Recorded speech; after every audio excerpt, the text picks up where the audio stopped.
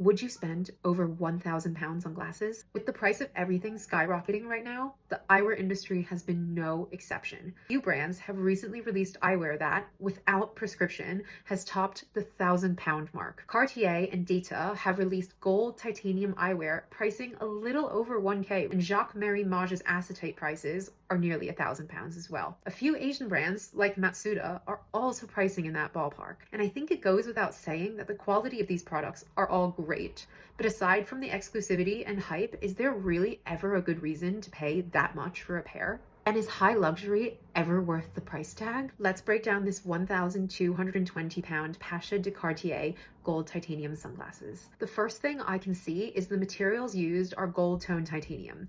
It doesn't seem like they're using any real gold in these sunglasses. Titanium itself is premium, but still a relatively inexpensive material. Obviously, there are different titanium grades, but typically when we're talking about accessories, higher grade titanium just means the product is less likely to scratch. Given these are gold coated anyway, you're much more likely to scratch the gold paint and the titanium itself. Even then, there isn't a massive price differential between different grades of titanium when we're talking about the super small amounts that you need to use, like on these glasses. To be honest, high-grade titanium isn't really needed on eyewear. Examples of where high-grade titanium is used, though, includes airplane engines, medical implants, and race cars. But anyway, Cartier haven't been clear on what titanium is being used here, but safe to say there was probably quite a significant markup going on. Cartier also doesn't say where their eyewear is made, but the consensus is that it's likely at their factory in France. That being said, it's most likely your titaniums come from China, who are the largest titanium producer in the world. I also wanted to take a look at acetate eyewear, and who better to review than Jacques Marie Mage.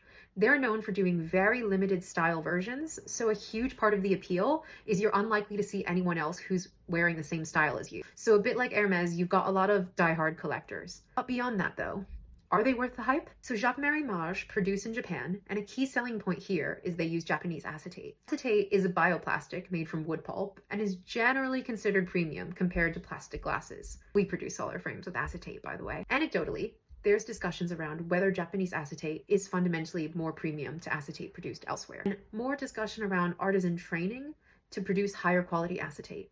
But these differences are generally quite subtle.